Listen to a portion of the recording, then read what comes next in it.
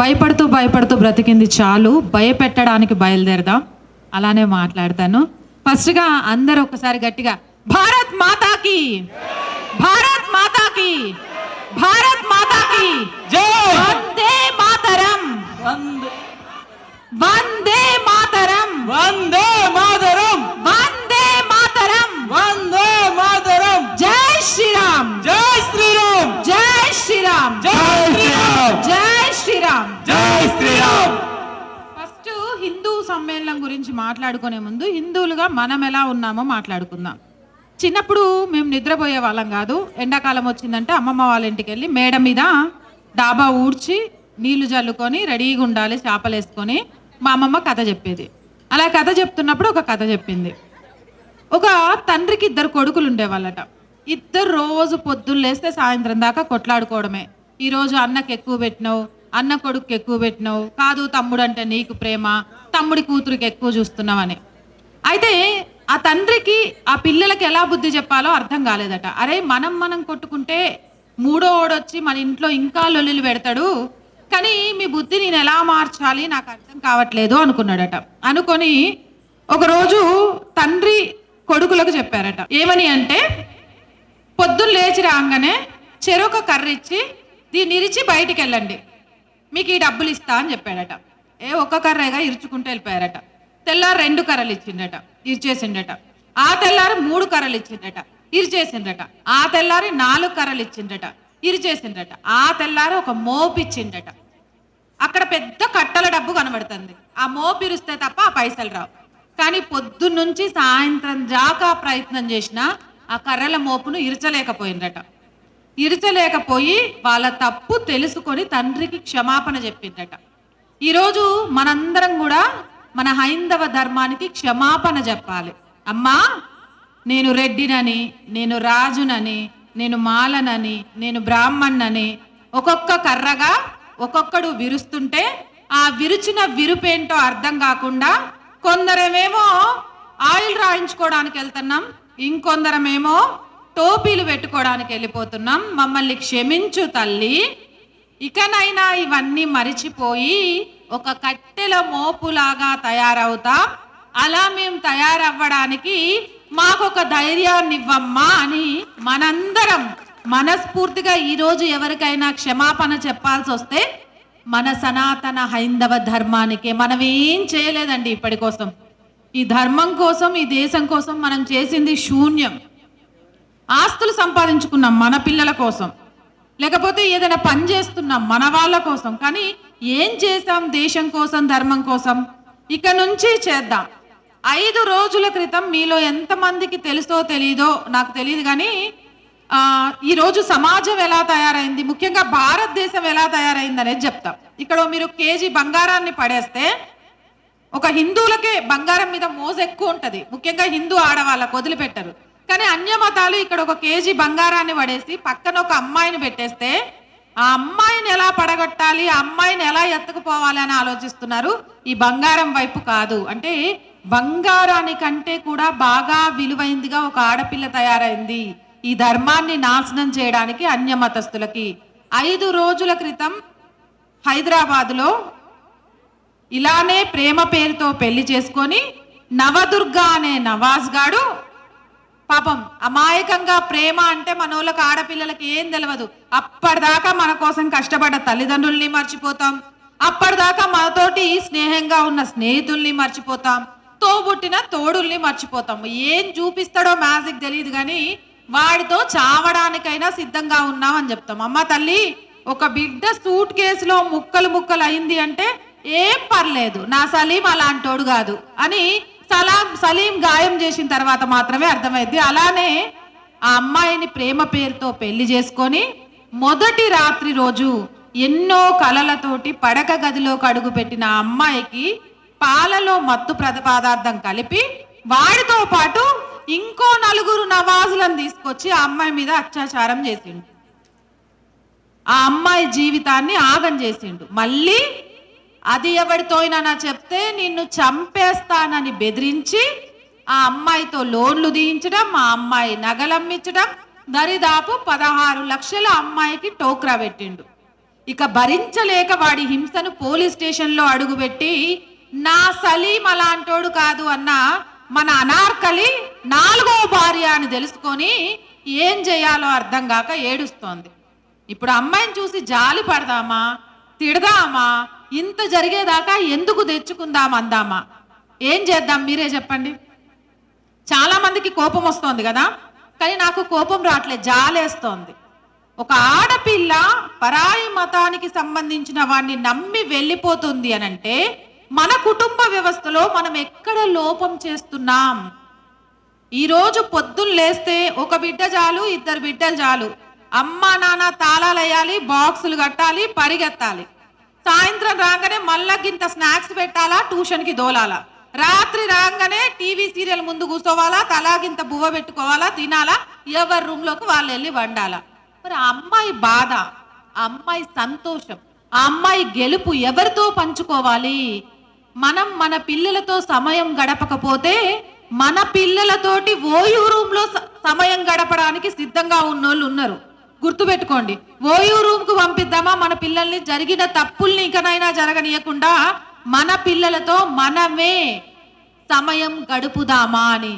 ఇది ఒక ఆడపిల్లగా చెప్తున్నానండి. నిజంగా ఓ ఆడపిల్లకు సంబంధించి అసలు తనేంటి, తనకేం కావాలి, తనేం కోరుకుంటుంది, లేదా ఏం జరుగుతుంది అని మాట్లాడే తీరిక ఈరోజు అమ్మా నాన్నకు, తోబుట్టిన వాళ్ళకు కూడా లేదు. దానికి కారణం ఎవరి పనుల్లో వాళ్ళు బిజీ, ఎవరి ఇన్స్టాగ్రామ్ రీల్స్ చేసుకోవడంలో వాళ్ళు బిజీ, లేకపోతే ఎవరి అక్కా చెల్లెలతో ముచ్చట్లు పెట్టడం వాళ్ళు బిజీ. పక్కింటి ఆమె ఏం చీర కట్టుకుంది, ఎదురింటి ఆమె ఎలా ఉంది, లేకపోతే ఎదురింటి ఆయన ఎంత సంపాదించాడు, నేనెంత సంపాదించాలి.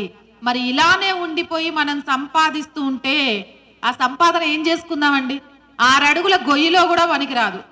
పనికిరాని ఆ సంపాదన కోసం పనికొచ్చే సంబంధ బాంధవ్యాలను బ్రతికుండగానే తగలబెట్టేస్తున్నాం. ఆ తప్పెవరిది? ఒక్కసారి ఎవరికి వాళ్ళు ఆత్మ విమర్శన చేసుకోండి. హైందవ ధర్మాన్ని కాపాడాలి, హిందూ సమ్మేళనాలు పెట్టాలి. ఎందుకు కాపాడాలండి? ఈ దేశంలో మైనారిటీగా ఉన్న వాళ్ళు సెంషేర్గా మా మతం ఇది అని చెప్పుకొని బ్రతుకుతూ ఎప్పుడైనా చూసారా ముస్లిం సమ్మేళనాలు? ఎక్కడైనా చూసిండ్రా క్రిస్టియన్ సమ్మేళనాలు? మరి హిందువులకి దుస్థితి ఎందుకు? మనం ఎక్కడికి వెళ్తున్నాం, ఏం చేస్తున్నాం అంటే మన ధర్మం కోసం మనం ఒక నిమిషం నిలబడి ఆలోచించే పరిస్థితిలో లేవు. ఊకోక ఏం చెప్తున్నావు, కుటుంబం గురించి ఆలోచించే టైమే లేదు, నువ్వు ధర్మం గురించి ఎక్కడ ఆలోచించమంటే ఆలోచిస్తావంటే మారండి. ప్రతి మనిషి జీవితంలో 5 మార్పులు ఇకనైనా చేసుకోండి. అది మీకోసం, మీకోసం మాత్రమే. ఈ దేశం కోసమో ఈ ధర్మం కోసమో కాదు, మీకోసం. మీ సంపాదన మీ బిడ్డలే అనుభవించాలి అంటే, మీ బిడ్డలు మీకు తలకొరివి పెట్టాలి అంటే, మీ బిడ్డ హిందూగానే బ్రతకాలి అంటే, అసలు హిందువులకి అంటూ ఒక దేశం ఉండాలి అంటే ఇకనైనా మారండి. ఫస్ట్ పర్యావరణాన్ని రక్షించుకోండి. ఇది అతి పెద్ద బాధ్యత హిందువుల మీద మాత్రమే ఉంది.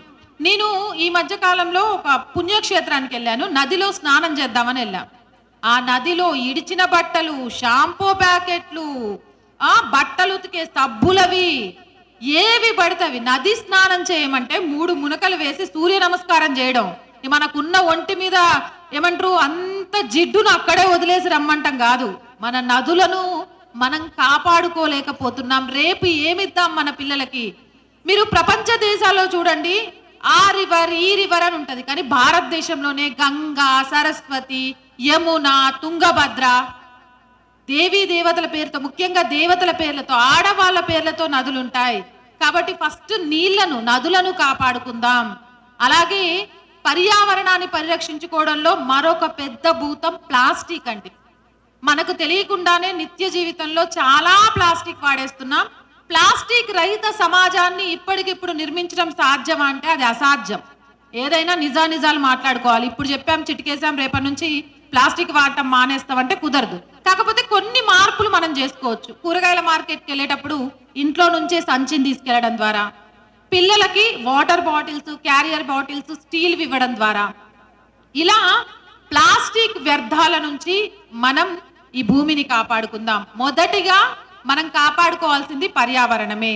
మనం కన్న తల్లికి తండ్రికి ఎవరికైనా మనకు జన్మనిచ్చారు కాబట్టి వాళ్ళకి తలకొరివి పెట్టేస్తే ఆ రుణం తీరిపోయింది. అవునా?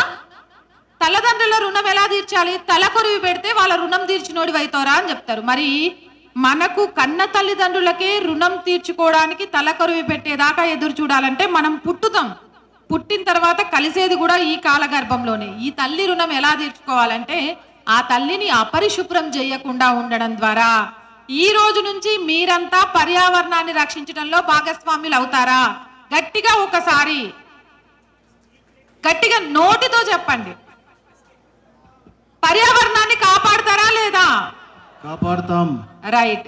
ఇంకొకటి అన్నిటికంటే ముఖ్యం ఏంటంటే అన్న, ఇంట్లో కనీసం నెలలో ఒకసారైనా కూర్చొని మనందరం మాట్లాడుకోవడం. 1వ తారీఖు మీకు జీతం వస్తుంది కదా, ఈ నెల ప్రయత్నం చేసి చూడండి. ఇంట్లో అందరూ కూర్చొని మీ కొడుకును కూతుర్ని కూర్చోబెట్టండి, మీ భార్యను కూర్చోబెట్టండి. నాకు ఈ 15,000 జీతం వచ్చింది, ఇంటికి రా ఇంత, కరెంటు బిల్ ఇంత, ఇది ఇంత ఇంకింత మిగులుతున్నాయి, ఏం చేద్దాం బిడ్డ అని అడగండి. నెక్స్ట్ రోజు నుంచి నీ కొడుకులో మార్పు వస్తుందో లేదో నువ్వు చూడండి. పాకెట్ మనీ కోసం వాడు గొడవ పెట్టడం మానేస్తాడా లేదా ఆలోచించండి.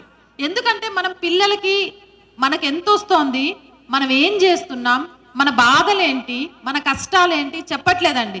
ఏ పాటికి నా కొడుకు సుఖపడిపోవాలి, ఏ పాటికి నా కూతురు సుకుమారంగా ఉండాలి. ఒక అయ్య చేతిలో పెట్టినప్పుడు కూడా ఇంట్లో వాషింగ్ మిషన్ ఉండాలి, పని మనిషి ఉండాలి, ఇంట్లో అన్ని చేసే వాళ్ళు ఉండాలి. ఏమంటారు, బావమరుదులు లేకపోతే ఆడపడుచులు. ఈ కాలంలో అయితే అత్తమామలు కూడా ఉండొద్దు, లేకపోతేనే మంచిది, నా బిడ్డకు కష్టం రాదు. ఇంత సుకుమారంగా పిల్లల్ని పెంచితే రేపు ఎవడైనా వచ్చి జిజియాబాయి ఛత్రపతి శివాజీ మహారాజుని అలా పెంచింది కాబట్టి ఆయన ఎదుర్కొన్నాడు. ఝాన్సీ లక్ష్మీబాయిని వాళ్ళ అమ్మలా పెంచింది కాబట్టి ఎదుర్కొన్నాడు. రేపు నీ బిడ్డకు ఆ పరిస్థితి వస్తే ఏం చేస్తుంది? కాబట్టి సౌమ్యంగా కాదు పిల్లల్ని పెంచటం, వాళ్ళకు అన్ని రకాలుగా ఆర్థిక క్రమశిక్షణ, అస్త్రశస్త్ర విద్యలు, ఎదుటి మనిషి మనతో దేన్ని ఆశించి మాట్లాడుతున్నాడు, ఒక మనిషి మనల్ని అనవసరంగా ఎందుకు పొగుడుతున్నాడు, అవసరం లేకున్నా మన కోసం ఎందుకు ఖర్చు పెడుతున్నాడు, చూడ్డానికి సాదాసీదాగా ఉండే ఒక వ్యక్తికి ఇన్ని పైసలు ఎక్కడి నుంచి వస్తున్నాయి, అది పిల్లలు అర్థమయ్యేలాగా పెంచండి. మీ సాధక బాధకాలు పిల్లలతో చెప్పండి. సాయంత్రం పూటైనా, ఉదయం అందరం బిజీ కానీ సాయంత్రం బిజీ ఉంటారంటే నేను నమ్మనమ్మనా 8 గంటలకైనా 9 గంటలకైనా కూర్చొని కలిసి భోజనం చేయండి. కలిసి భోజనం చేసేటప్పుడు మీ మొబైల్ ఫోన్లు అన్ని స్విచ్ ఆఫ్ పెట్టండి, టీవీ ఆఫ్ చేయండి. క్యాండిల్ లైట్ డిన్నర్స్ అని వస్తున్నాయి చూడండి, అది చేయండి. లైట్లు బంద్ చేసుకున్నా పర్లేదు, క్యాండిల్స్ పెట్టుకొని మీకు మీరు మాట్లాడుకుంటూ భోజనం చేయండి. ఆ రోజు ఏం జరిగింది, ఎలా ఉంది అనేది ఇది చాలా అవసరం అన్న. మనుషులతో మనుషులు మాట్లాడుకునే రోజులు పోయినాయి. మనం పొద్దున్న లేస్తే టీవీలతో మాట్లాడుతున్నాం, ఫోన్లతో మాట్లాడుతున్నాం, ఇంకో దాంతో మాట్లాడుతున్నాం, కానీ ఎదురుగున్న మనిషి గురించి మాట్లాడట్లే, ఎదురి మనిషి కష్టాన్ని కూడా తెలుసుకోవట్లేదు. ఖచ్చితంగా కుటుంబంలో అందరం కలిసి ఏదైనా నిర్ణయం తీసుకుందాం. కుటుంబంలో అందరం కలిసి రోజుకొకసారైనా భోజనం చేద్దాం, లేదా వారానికి ఒకసారైనా భోజనం చేద్దాం. వారానికి ఒకసారైనా మన దేవాలయాలకు వెళదాం. మీరే నిర్ణయించుకోండి ఏ వారం వెళ్దాము అనేది. వీక్ ఆఫ్ మీకు మంగళవారం ఉంటే మంగళవారమే వెళ్ళండి, ఆదివారం ఉంటే ఆదివారమే వెళ్ళండి, కానీ ఖచ్చితంగా ఆలయాలకు వెళ్ళండి. వెళ్ళి తీసుకొచ్చేయడం కాదు. ఆలయం ఎప్పుడు కట్టారు, ఆలయం యొక్క గొప్పతనం ఏంటి, ఎన్ని సంవత్సరాల చరిత్ర కలిగి ఉంది, ఆలయాన్ని ఎందుకు కాపాడుకోవాలి. ఈ రోజుల్లో చాలా మంది పిల్లలకు తెలియదు. తిరుపతి పుణ్యక్షేత్రం తీసుకొని ఇక్కడ ఉన్న పిల్లలు అడుగుతున్నా, తిరుపతి పుణ్యక్షేత్రం యొక్క మహత్యం ఏంటి అంటే ఇక్కడ ఉన్న పిల్లల్లో ఎంతమంది చెప్తారు? తెలియదు. అది వాళ్ళ తప్పు కాదు, మన తప్పు. తిరుపతికి వెళ్ళామా, గుండు గీయించుకున్నామా, స్వామి దర్శనం చేసుకున్నామా, లడ్డు తీసుకున్నామా, మళ్ళా బస్ ఎక్కినవా, కిందికి వచ్చినవా, అక్కడ అమ్మవారిని చూసుకున్నావా, బయలుదేరినవా, ఇంటికి వచ్చినవా, ఇంటి చుట్టూ ప్రసాదం పంపినా, ఏం తెలుస్తుంది అసలు? మనం పుణ్యక్షేత్రానికి పిల్లలకి ఎవరైనా అరే మీరు ఇంట్లో దండం పెట్టుకుంటారు కదా, గుడికి ఎందుకు వెళ్ళాలి అంటే కూడా తెలియని దుస్థితి. ఎందుకు వెళ్తున్నాం మనం గుడికి? అమ్మ నువ్వు ఒక దానివి, ఊకే గుడికి వెళ్ళమంటే పట్టులంగా వేసుకోమంటావు అంటే ఆ తల్లి దగ్గర సమాధానం ఉండదు. అరే బిడ్డ, పక్కింటి అక్క పెళ్లికి వెళ్ళడానికి అక్క కంటే సూపర్ గా నువ్వు తయారై వెళ్తావు, పెళ్లి అక్కదా నీదా? అక్క పెళ్లికే అంత తయారై వెళ్తుంటే ఈ విశ్వాన్ని కాపాడే దైవాన్ని దర్శించడానికి ఎంత తయారై వెళ్ళాలి, ఎంత సాంప్రదాయంగా వెళ్ళాలని ఏ బిడ్డకు ఏ తల్లి చెప్తోంది? అది ఫస్ట్ మనకు తెలియదు. కాబట్టి ఇలాంటివి చెప్పడం ద్వారా పిల్లలలో ధర్మం మీద, సంస్కృతి మీద అవగాహన కలుగుతుంది. అండ్ ఇంకొకటి చెప్తున్నానన్నా, కుటుంబం తర్వాత సమాజం గురించి. అన్య మతాలు వాళ్ళ సమాజాల గురించి ఆలోచించిన దాంట్లో ఒక్క పైసా కూడా మనం ఆలోచించట్లేదు. అవునా కాదా? నిజం చెప్పండి. ఈ రోజుల్లో జట్కా మాంసం అయితేనే నేను కొంటా, మిగతాది నేను కొనను అనే వాళ్ళు ఎంతమంది చేతులు ఎత్తండి. లేరు. మరి కటిక సమాజాన్ని ఏం చేద్దామన్నా? చచ్చిపోమ్మని చెప్తామా? అది వాళ్ళ వృత్తి. ఆ వృత్తిని మన చేతులారా మనం నాశనం చేసేస్తున్నాం. ఈ రోజు నేను గుళ్ళోకి వెళ్ళేటప్పుడు దేవుడికి సంబంధించి ఒక కొబ్బరికాయ కానీ, పూలు కానీ, పండ్లు కానీ ఆ దేవుణ్ణి నమ్మి హిందువు దగ్గర మాత్రమే కొంటున్నా అనే వాళ్ళు ఎంతమంది? ఇంతమందిలో మేబీ ఒక 15-20 మంది. అంటే మన చేతులతోనే మన వ్యాపారాలని అన్యమతస్థులకు అప్పచెప్పి ఈ రోజు వాళ్ళు దోపిడీ చేసిందని మనం గొడవ చేస్తున్నాం. వాళ్ళు చేయలేదన్నా, మనమే ఇచ్చేసాం. మనకు వైట్ కాలర్ ఉద్యోగాలు కావాలా, ఏసీలు కావాలా, కూలర్లు కావాలా, ఫ్యాన్లు కావాలా, సొక్కాలు నలగొద్దు. మనం సొక్కాలు నలగకుండా సంపాదించే సంపాదన తీసుకొచ్చి ఎవరికి ఇస్తున్నామన్నా? మా మతం కానోడు కాపీరు వాళ్ళ దృష్టిలో. ఆ కాపీరు అనుకునే వాడి దగ్గరికే కొబ్బరికాయ తీసుకెళ్లి మన అమ్మవారికి కొడితే ఆమె ఏ మాత్రమైనా తృప్తి చెందుద్దా? మనం ఎవరి కడుపు నింపుతున్నాం? కులం అసలు లేనే లేదు, వర్ణం మాత్రమే ఉన్నది. ఆ వర్ణానికంటే కూడా గుణం గొప్పది. ఇది చాలా సార్లు మన పూర్వీకులు మన చరిత్ర చూపించింది. అందుకే నన్నయ్య, అలాగే రామాయణాన్ని రాసిన వాల్మీకి, వీళ్ళంతా ఎవరు? మీ గడప లోపల మీ ఆచార వ్యవహారాల కోసం మీ వర్ణాన్ని గౌరవించండి. నేను కులం ఉంది అంటే ఒప్పుకోను, గడప లోపల కులం అన్నా కూడా తప్పే అని చెప్తా. గడప లోపల ఉన్నది మీ వర్ణం. మీరు ఆచరించే వ్యవహారాలను బట్టి, మీరు పూజించే దేవి దేవతల పూజలను బట్టి వర్ణం మాత్రమే ఉంది. ఆ వర్ణాన్ని గడప దాటేటప్పుడే వదిలిపెట్టండి. ఒక హిందువుకు చేయూతివ్వండి, ఒక హిందూ వ్యాపారస్తుని ప్రోత్సహించండి. తిరిగి వాళ్ళు మేము కుల వృత్తుల్లోకి రావాలి, మా కుల వృత్తుల్లోకి వస్తే మేము వైట్ కాలర్ ఉద్యోగం చేసేటోడి కంటే ఎక్కువ సంపాదిస్తామనే నమ్మకాన్ని వాళ్లకు కలిగించండి. కుల వృత్తుల్ని కాపాడండి, సమాజం కోసం ఆలోచించండి. ఇది చాలా చాలా చాలా ముఖ్యమైన అంశం అన్న. ఇంకొకటి, ఈ మధ్య కాలంలో మమ్మీ, డాడీ, అంకుల్ ఇంట్లో కూడా మనకి ఇంగ్లీష్ రాకపోయినా కూడా, మా ఊర్లో అయితే బట్లర్ ఇంగ్లీష్ అంటారు. హాయ్ బిడ్డ, మనమేం హాయ్ బిడ్డ నేర్చుకొని రాలే, గవర్నమెంట్ స్కూల్లో చదువుకొని వచ్చినాం. గప్పుడు గవర్నమెంట్ స్కూల్లో లేవు. ఎందుకంటే మన పిల్లలు ఇంగ్లీషే మాట్లాడాలా, మనము ఇంగ్లీషే మాట్లాడాలా. అంకుల్ అంటే మీరేమనుకుంటారు? బాబాయ్య, నేనైతే మామ అనుకుంటా. కజిన్ అంటే మీరు అన్న అనుకుంటారు, నా దృష్టిలో బావా అనుకుంటా. ఇట్లా చాలా సమాజం ఉంది. అంటే అర్థం లేని పదాల కోసం అర్థవంతమైన మన స్వభాషను పాతాళంలోకి తొక్కేస్తున్నాం. అమ్మ అనే ఉన్న పిలుపులో ఉన్న గొప్పతనం ఇంకా ఎందులో ఉండదు. వాడు మమ్మీ మమ్మీ మమ్మీ అని పిలుస్తాడు, కింద పడ్డప్పుడు మాత్రం అమ్మ అని అరుస్తాడు. అది నిజం, కావాలంటే అబ్జర్వ్ చేసి చూడండి. ఎందుకంటే అది వాడి పుట్టుకలో ఉంది అమ్మ అనే పదం. మీరు బలవంతంగా రుద్దింది కాదు. పాశ్చాత్య సంస్కృతి కోసం పాశ్చాత్య భాషలు కావాలి, కానీ మన స్వభాషను మనం మర్చిపోకూడదు.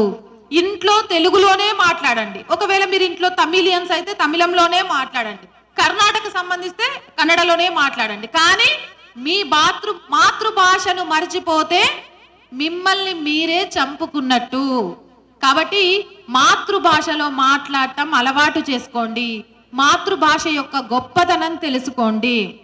జీన్స్లు, టీషర్ట్లు ఏవైనా వేసుకొనియండి, కానీ వారంలో ఒకే ఒక్క రోజు ఆడవాళ్ళు నైటీలు వదిలేసి ఒక రోజు మొత్తం చీరలోనే ఉండండి. అలాగే పిల్లలందరికీ కూడా చాలా సాంప్రదాయమైన బట్టలలో వారంలో ఒక్కసారి ఉండమని చెప్పండి. అది కష్టమా? వారంలో ఒక్క రోజు ఉండలేమా? మనమే ఉండలేకపోతే మనల్ని చూసి మన పిల్లలు ఏం నేర్చుకుంటారు? మన చేనేత అన్న దగ్గర బట్టలు కొందాం. మీరు బ్లింకిట్లో, జొమాటోలో, స్విగ్గీలో వీటన్నిట్లలో ఆర్డర్ పెడుతూ ఉంటారు కదా. ఆ ఆర్డర్ పెట్టేవాడి దగ్గరికి వెళ్ళి ఇవాళ ఆర్డర్ చేయండి, తమ్మి ఇవాళ పైసలు లేవు, ఒక వారం తర్వాత డబ్బులు ఇస్తాను, ఆర్డర్ పెట్టండి. వస్తాయా? వస్తాయా?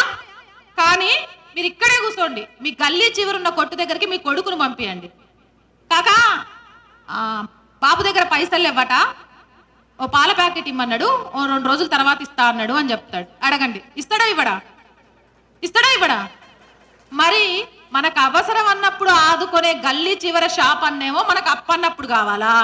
మన దగ్గర పైసలు ఉంటేనేమో మనకి ఇన్స్టామార్ట్లు, బ్లింకిట్లు కావాలా? లేకపోతే ఇంకో యాప్లలో ఆర్డర్ పెట్టుకోవాలా? ఎంత దుర్మార్గం అన్నా. అన్యమతాల్లో ఉన్న గొప్పతనం అదే. వాళ్ళ షాప్ ఎక్కడైనా ఉంటే అక్కడ ₹1 ఎక్కువైనా సరే వెళ్ళి కొంటారు. వాళ్ళలోనే బ్రతికియాలని చూస్తారు. రంజాన్ వస్తే చార్మినారు అర్ధరాత్రి కూడా షాపులు తెచ్చుకోవచ్చు. ఎందుకు? మిగతా ఎక్కడ షాపులు లేవా? ఉన్నాయి కదా, మరి అక్కడికి ఎందుకు పోయి కొంటారు అంటే వాడి పైసా వాళ్ళోడి ఖాతాలోకే పోవాలి. మన పైసలు ఎవడి ఖాతాలోకి పోవాలా? విదేశోళ్ళు పెట్ట ఆపులోడికి పోవాలా? మనకేం లాభం అన్నా? మన గల్లీ చివరున్న వీధి వ్యాపారులను ప్రోత్సహిద్దాం. అది ఈరోజు చాలా చాలా చాలా అవసరమైంది. వాడికి కష్టం వచ్చిన రోజు మనం, మనకు కష్టం వచ్చిన రోజు వాడు.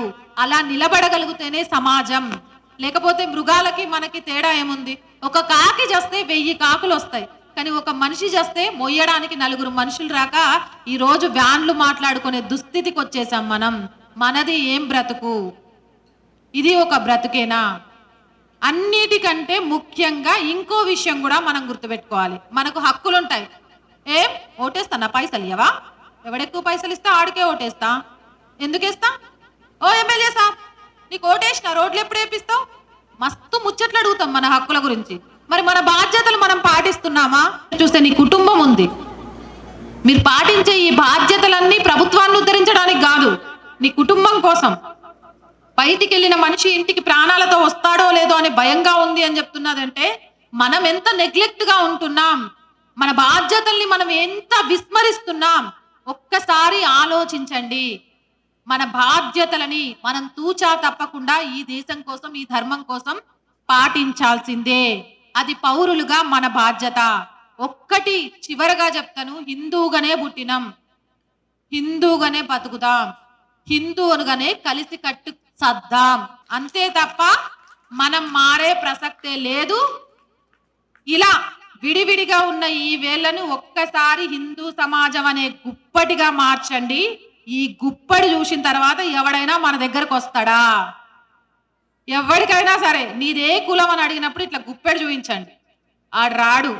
అండ్ మన అమ్మాయిలకు చాలా క్లియర్ గా చెప్తున్నా, ఎవ్వడు ఫ్రీగా పైసలు ఖర్చు పెట్టడమ్మా. పెడుతున్నాడంటే నీ దగ్గర నుంచి ఏదో ఎక్స్పెక్ట్ చేస్తున్నాడనే. నీ కోసం నిస్వార్థంగా పనిచేసే 2 జీవులు అమ్మా నాన్న. ఇవి తప్ప ఏ జీవి నీ కోసం నిస్వార్థంగా పనిచేయదు. కాబట్టి 3వ వ్యక్తి ఎవడైనా పెడుతున్నాడు అంటే అప్రమత్తంగా ఉండండి. మంచి జరగని చెడు జరగని అమ్మా నాన్నతో చెప్పుకోండి. సోషల్ మీడియా ఎంతవరకు అవసరమో అంతవరకు మాత్రమే ఉపయోగించండి. అది దాటి అడుగు ముందుకు వేయకండి. ఎందుకంటే ఈ విశ్వంలో అన్నిటికంటే విలువైంది మీరే. ఈ ధర్మానికి అన్నిటికంటే విలువైంది మీరే. మీరు మాత్రమే 1ని 2 చేసి ఈ వంశాన్ని ముందుకు తీసుకెళ్లి ఈ ధర్మాన్ని కాపాడగలిగేది. కాబట్టి మిమ్మల్ని భద్రంగా ఎలా చూసుకోవాలి అన్నది మాత్రమే ఇప్పుడు మాకు ఒక పెద్ద టాస్క్ అయిపోయింది. ప్రతి ఒక్కరికి అదే టాస్క్. హిందూ అమ్మాయిల్ని ఎలా కాపాడుకోవాలి, హిందూ అమ్మాయిల్ని ఎలా కాపాడుకోవాలి. అండ్ ఫైనల్ గా చెప్తున్నానండి, దేవాలయాలను రక్షించండి. తిరుపతి వెళ్ళాలి, కాశీ వెళ్ళాలి, రామేశ్వరం వెళ్ళాలి, కానీ వీధి చివర ఉన్న మన గుడికి మనం వెళ్ళాలి. ఆ గుడిలో ఉన్న అర్చకుడికి వాళ్ళ పిల్లల్ని చదివించుకోవడానికి, ఆయన పోషణకి కావాల్సినంత ఆదాయం వస్తుందా లేదా మనమే చూడాలి. మనము పల్లెంలో నేను చూస్తా అండి, నా కళ్ళ ముందు జరుగుతాయి. 10 రూపాయలు వేసి బయటకు వచ్చి చెప్తాడు, ఇగో చూసినవా 10 రూపాయలు వేసిన కాబట్టి నాకు అక్షంతలు వేసి శటగోపం పెట్టిండు. ఆ పక్కనోడు ఏమేలా అడిగి పెట్టలేదు. అరే పక్కన మతాలు 10% ఇస్తున్నాయి తీసుకుపోయి సంపాదనలో, చెప్పుకుంటారా బయటకు వచ్చి? మనం 1 రూపాయి వేస్తే ఇక అర్చకుడి కుటుంబాన్ని మొత్తం మనమే ఉద్ధరించడం, బయట వాళ్ళు బతకడానికి మనమే కారణమైన అన్నట్టు చెప్పుకుంటాం. కానీ అది తప్పండి, అలా చేయకండి. మనం 3 పూట్లు తినేటప్పుడు ఈ రోజు మన వీధి చివర ఉన్న దేవుడి దగ్గర ధూపదీప నైవేద్యాలు జరిగాయా లేదా, ఆయన తిన్నాడా లేదా, ఆయనకు నైవేద్యం పెట్టారా లేదా అని ఆలోచించండి. అండ్ నా కోసం ఫైనల్ గా మీరు చేయాల్సిన విషయం ఏంటంటే, మీ వీధి చివర ఉన్న గుళ్ళలో ఒక రిజిస్టర్ పెట్టండి.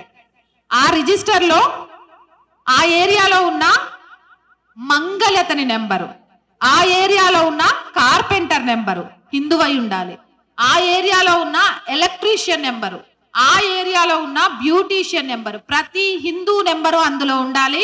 మీకెవరికైనా ఈ పనులకు అవసరం పడ్డారు మనుషులు అంటే ఆ ఆలయంలోని ఆ నెంబర్లకే ఫోన్ చేయాలి. ఒక హిందువుకు మాత్రమే మీరు ఉపాధి కల్పించాలి. ఒక హిందువును ఆర్థికంగా మీరు నిలబెట్టాలి. ఆలయాలు ఆర్థికంగా హిందువులకు అండగా మారాలి. అలా మారిన రోజు ఈ సనాతన హైందవ ధర్మాన్ని ఏమీ చేయలేవరు. ఫైనల్ గా చిన్న ప్రతిజ్ఞ చేద్దాం. రెడీయా? మీ అందరికీ ఇష్టమైతేనే, ఎంతమందికి ఇష్టమో చేతులెత్తండి. Thank you. ఈ రోజు నుంచి గట్టిగా, ఈ రోజు నుంచి నా మైక్ కంటే గట్టిగా వినిపించాలి. ఈ రోజు నుంచి హిందువులతో మాత్రమే వ్యాపారం చేస్తాం. ప్రతి హిందువును ఆర్థికంగా నిలబెట్టడానికి మా వంతు ప్రయత్నం చేస్తాం. కుల వృత్తులను కాపాడటంలో బాధ్యతాయుతంగా ఉంటాం. పర్యావరణాన్ని రక్షించడంలో అగ్రస్థానాన్ని పోషిస్తాం. ఆడపిల్లల విషయంలో బంగారం వజ్రం కంటే విలువగా చూస్తాం. హిందువులతో ఐక్యంగా ఉంటాం. భారత్ మాతాకి జై. భారత్ మాతాకి జై. భారత్ మాతాకి జై. వందే మాతరం. వందే మాతరం. వందే మాతరం. వందే మాతరం. వందే మాతరం. వందే మాతరం. జై శ్రీరామ్. జై శ్రీరామ్. జై శ్రీరామ్. జై శ్రీరామ్. జై శ్రీరామ్. జై శ్రీరామ్. ఈ అవకాశం ఇచ్చిన పెద్దలందరికీ మనస్ఫూర్తిగా ధన్యవాదాలండి.